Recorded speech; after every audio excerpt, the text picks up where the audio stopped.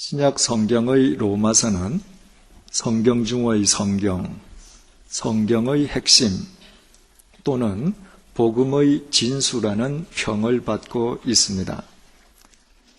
만약 성경을 반지에 비유한다면 그 반지의 보석에 해당하는 부분이 로마서라고 말을 하기도 합니다. 반지의 가치는 태에 있는 것이 아니라 보석에 있지 않습니까? 로마서가 그만큼 중요하다는 의미입니다. 지난 2000년 기독교 역사를 통틀어서 아우구스티누스, 마틴 루터, 장 칼뱅, 웨슬리, 칼 바르트 같은 위대한 신앙 지도자들이 거의 모두 로마서에서 지대한 영향을 받았고 이단 역시도 로마서를 가장 많이 언급했다는 사실 자체가 로마서가 얼마나 중요한지 스스로 입증해주고 있습니다. 잘 아시다시피 로마서는 사도 바울이 로마 교회를 위해서 쓴 편지, 즉 서신서입니다. 그러나 사도 바울이 로마서만 썼던 것은 아닙니다. 사도 바울은 로마서 이외에도 많은 서신서들을 남겼습니다. 그런데 그 많은 서신서들 가운데 유독 로마서가 그처럼 중요하게 평가받고 있는 이유가 대체 무엇이겠습니까? 로마서를 제외한 여타의 서신서들은 사도 바울이 직접 세운 교회 혹은 제자를 위해 쓴 편지입니다. 이를테면 해당 교회 교인 혹은 제자들은 이미 사도 바울을 직접 만나 얼굴을 대면하여 사도 바울로부터 복음을 전수받았던 사람들입니다. 따라서 사도 바울이 그들에게는 구태여 다시 편지로 복음을 설명할 이유가 없었습니다. 그들에게 편지를 쓸 때에는 그 교회 혹은 제자가 당면한 현안 문제에 대한 해답을 제시해 주기 위해서 편지를 썼습니다.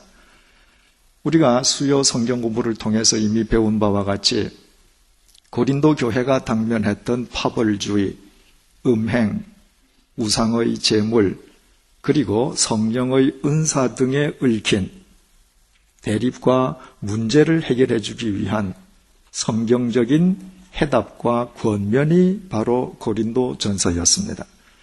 그런가 하면 에베소에서 목회하고 있는 제자 디모데를 위해서 교회 조직의 효율적인 운영과 목회의 바른 지침을 주기 위해서 쓴 편지는 디모데 전서입니다.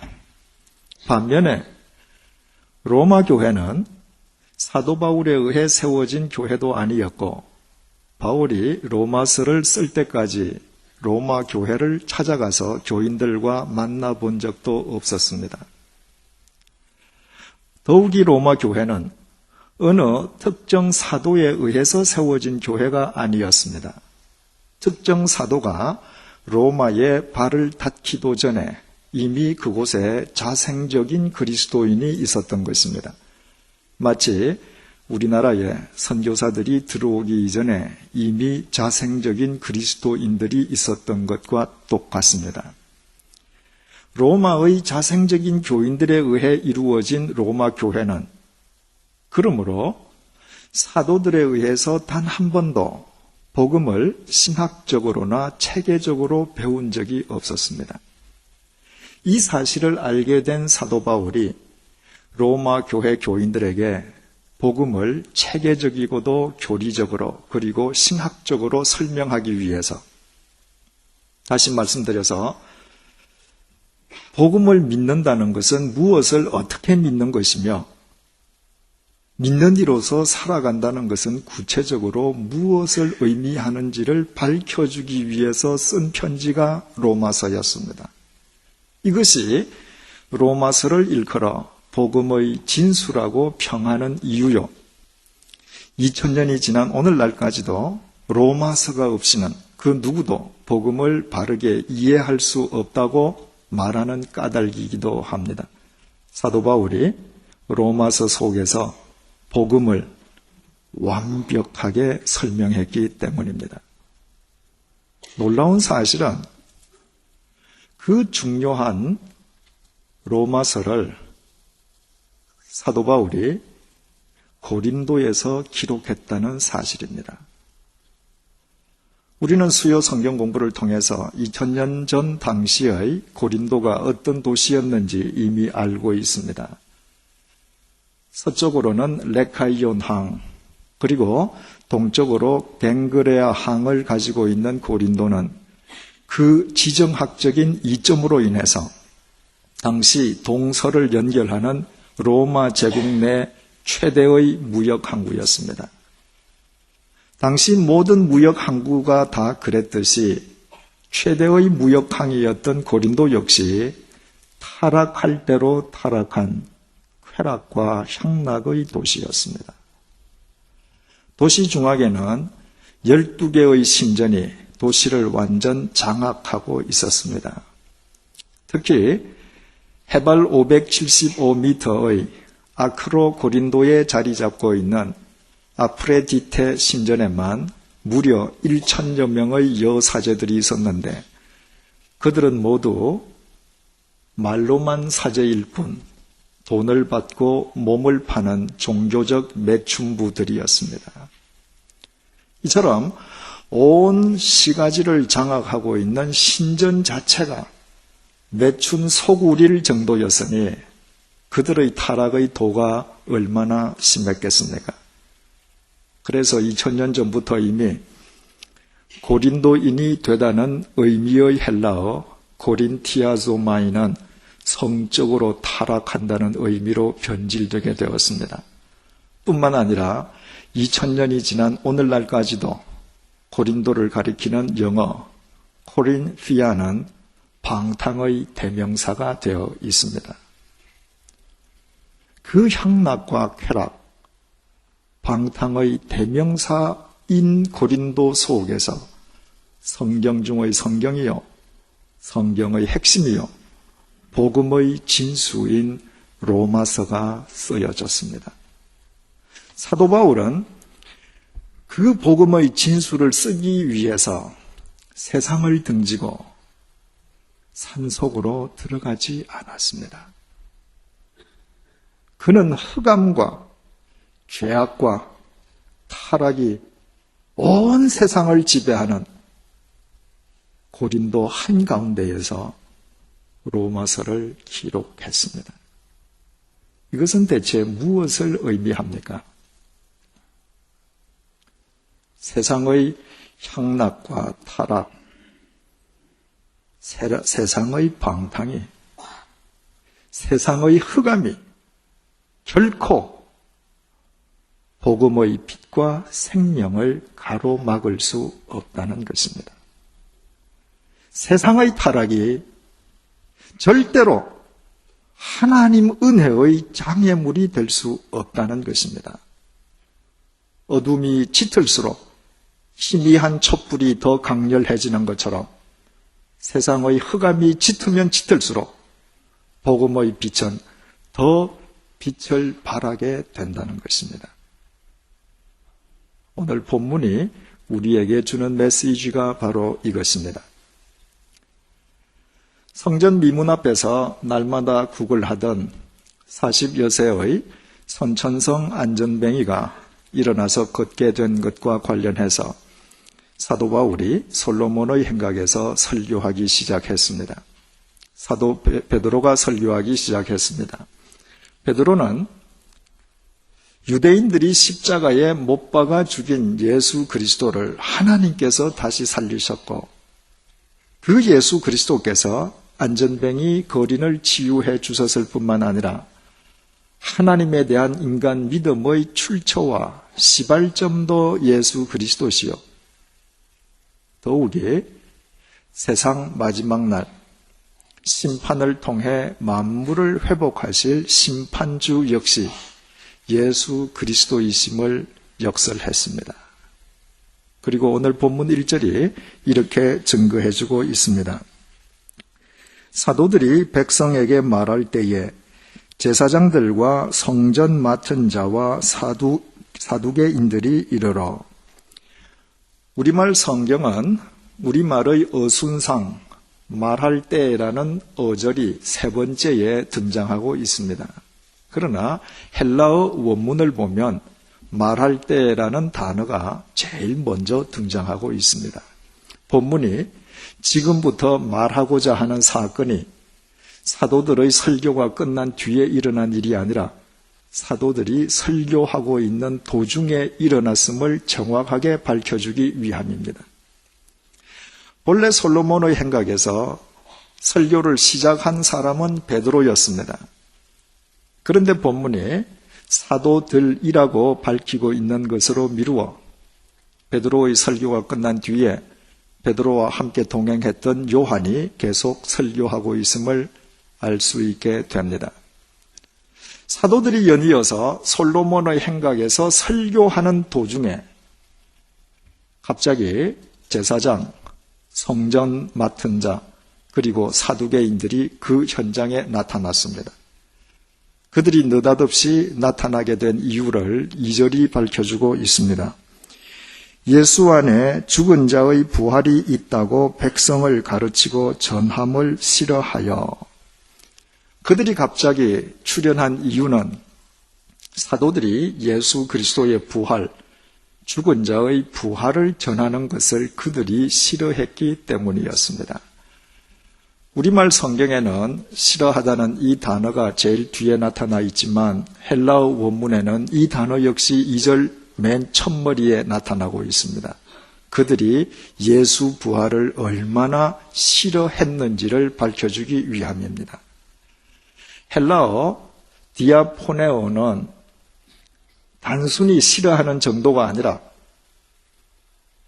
싫어서 그로 인해 화가 나서 어쩔 줄 몰라 하는 상태를 묘사하는 단어입니다. 도대체 예수 그리스도의 부활을, 죽은 자의 부활 가르치는 것을 그토록 싫어하고 그로 인해 분노했던 그들이 구체적으로 어떤 사람들이었습니까? 제일 먼저는 제사장들이었습니다.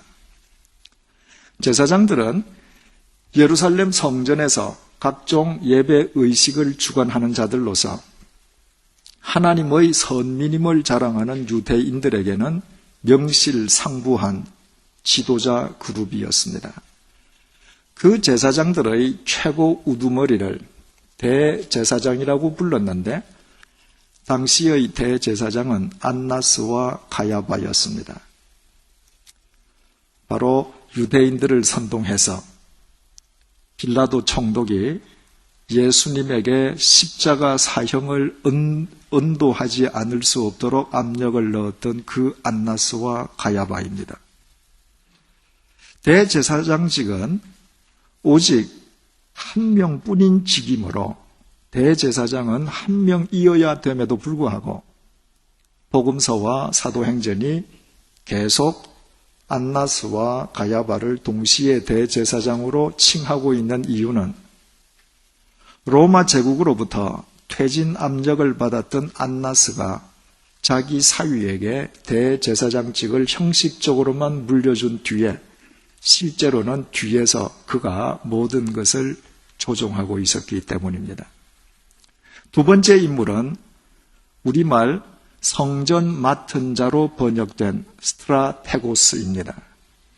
성경 맨 아래쪽에 주난을 보면 주 2번에 이 단어를 경비대장이라고도 번역하고 있습니다.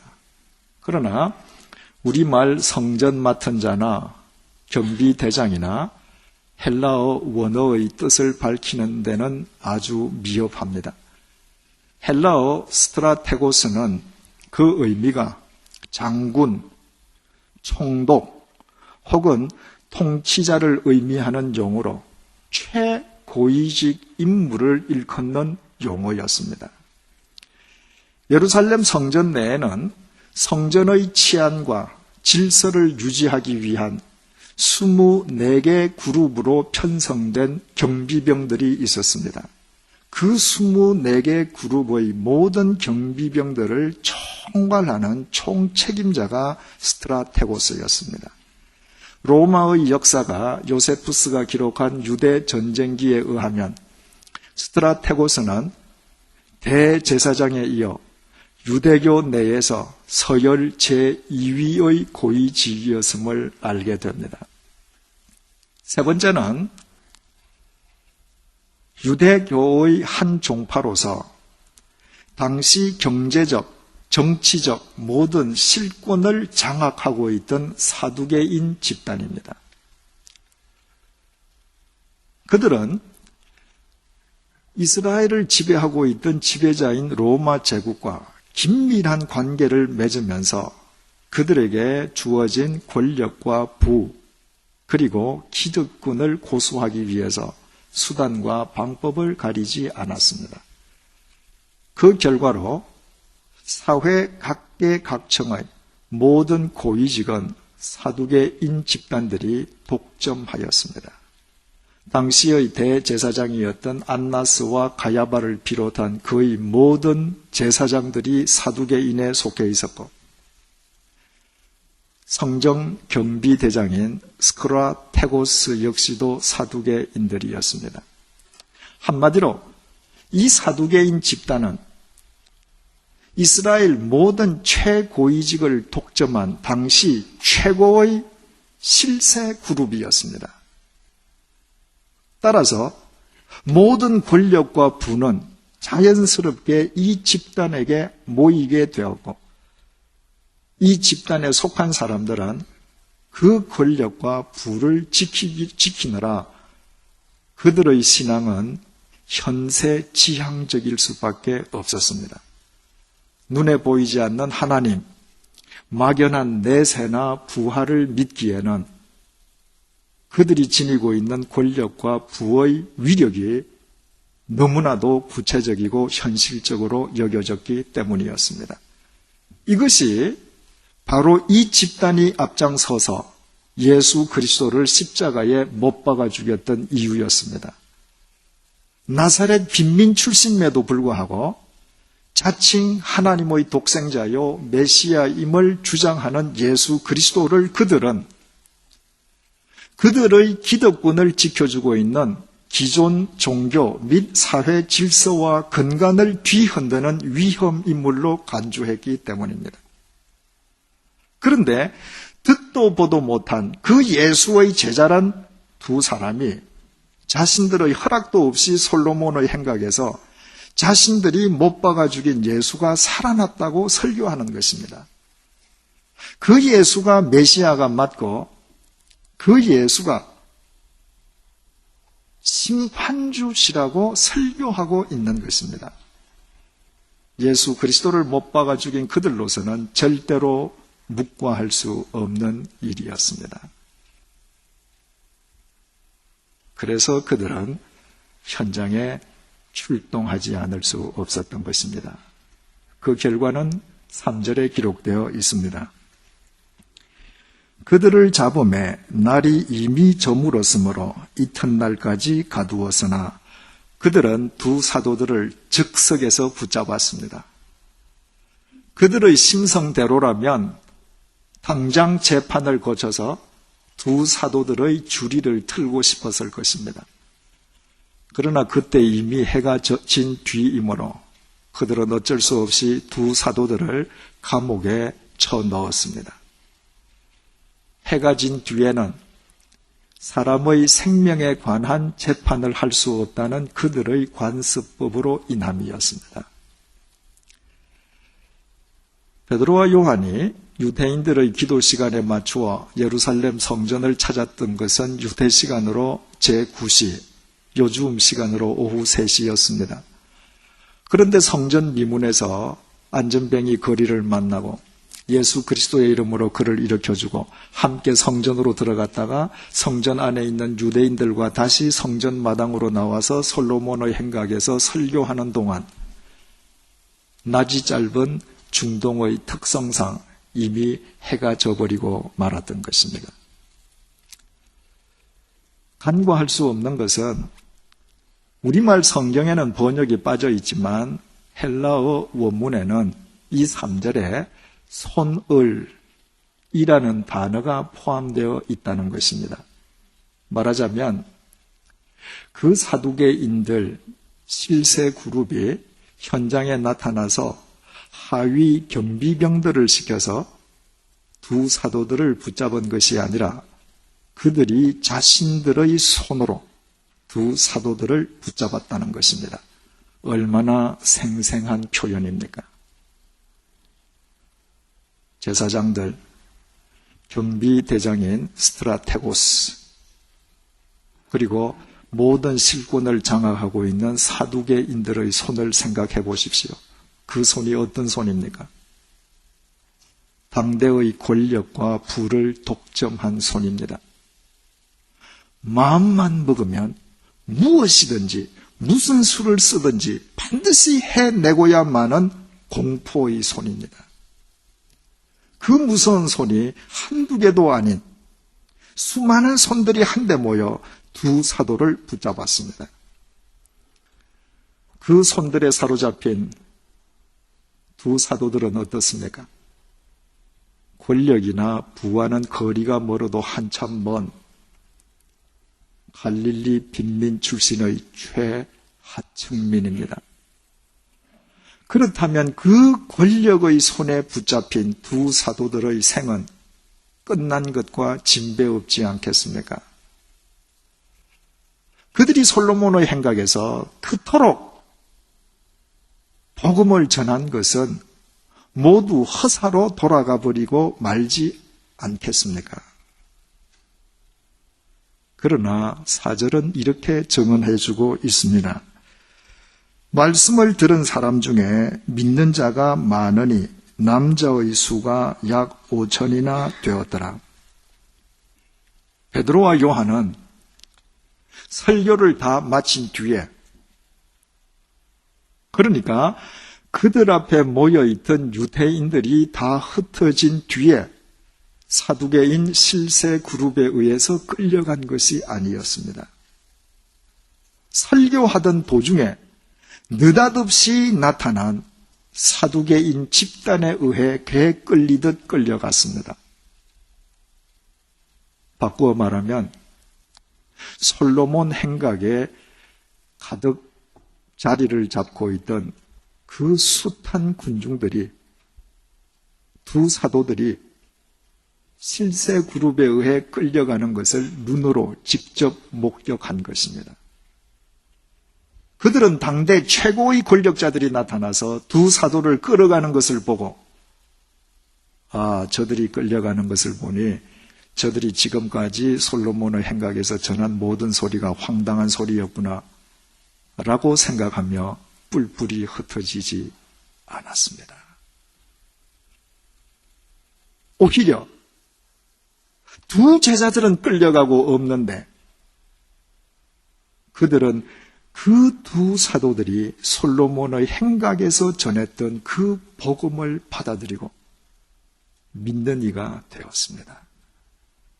이때의 장면을 머릿속에 우리 한번 구체적으로 그려보십시다. 솔로몬의 행각에서 두 사도들이 예수 그리스도의 복음을, 부활을 전하고 있습니다. 갈릴리 빈민 출신인 그들의 행색은 초라하기 짝이 없습니다. 그런데 느닷없이 최고위 권력자들이 나타나서 자신들의 손으로 두 사도들을 개 끌듯 끌어갑니다. 두 사도의 모습은 그들이 연단으로 사용했던 솔로몬의 행각에 더 이상 보이지 않습니다. 자신들의 폐부를 찌르던 베드로와 요한의 음성도 더 이상 들리지 않습니다. 최고 권력자들의 손에 끌려간 그 불쌍한 두 사도들의 앞날이 어떻게 될 것인지 아무도 장담할 수 없는 절망적인 순간입니다. 그런데 절망적으로 보이는 그 순간 속에, 그 상황 속에서 두 사도들이 전했던 복음만은 살아서 역사합니다.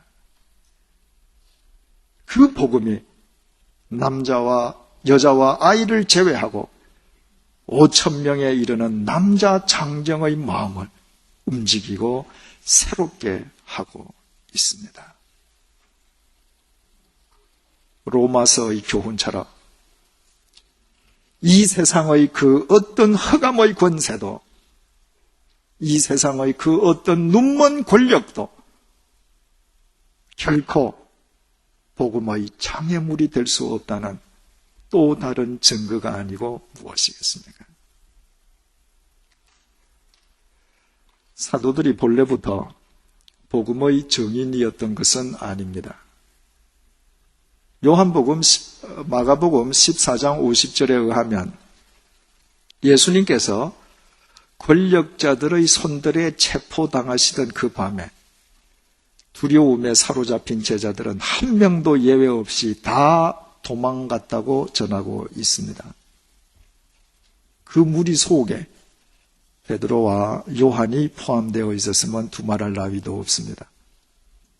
그러나 그 비겁했던 베드로와 요한이 성령님을 인격적으로 만난 뒤에 예수 그리스도의 말씀에 자신들의 생을 던졌을 때 그들의 육체는 비록 권력자들의 손에 의해 영어의 몸이 되었음에도 불구하고 그들이 전한 복음은 수없이 많은 사람들의 인생관을 새롭게 했습니다.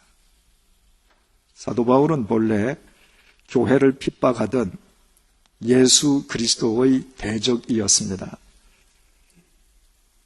그 주님의 원수가 자기에게 임한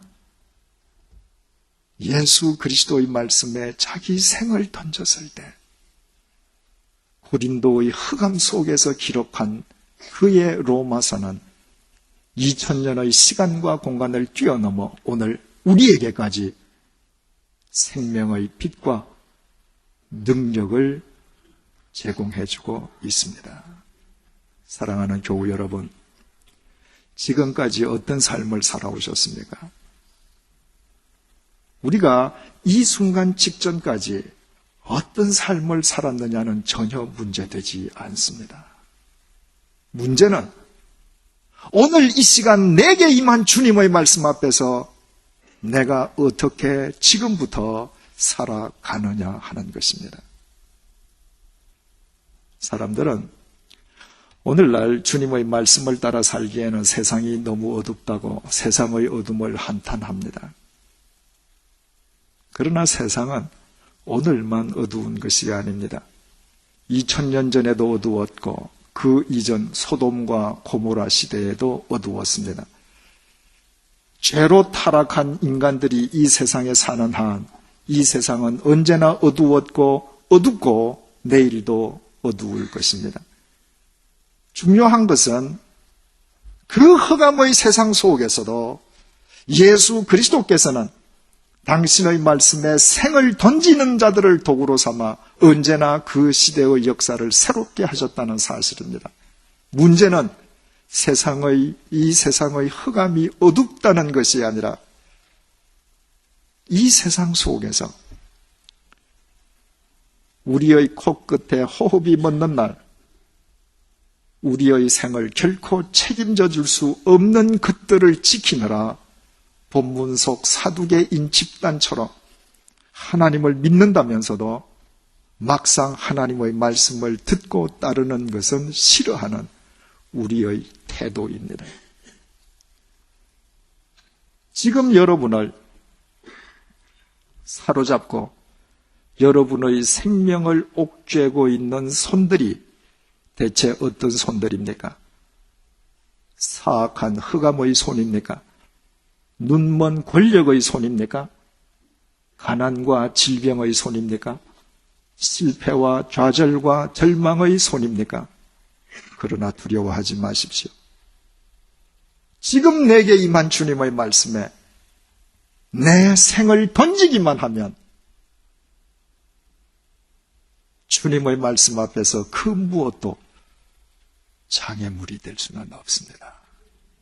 오히려 주님의 말씀에 내 생을 던지는 삶으로 인해 우리가 이 세상을 떠난 뒤에도 우리 삶의 족적은 이 시대의 사도행전으로 남을 것이요, 세상의 어둠이 짙으면 짙을수록 우리의 삶은 시간과 공간을 초월하는 로마서가 될 것입니다.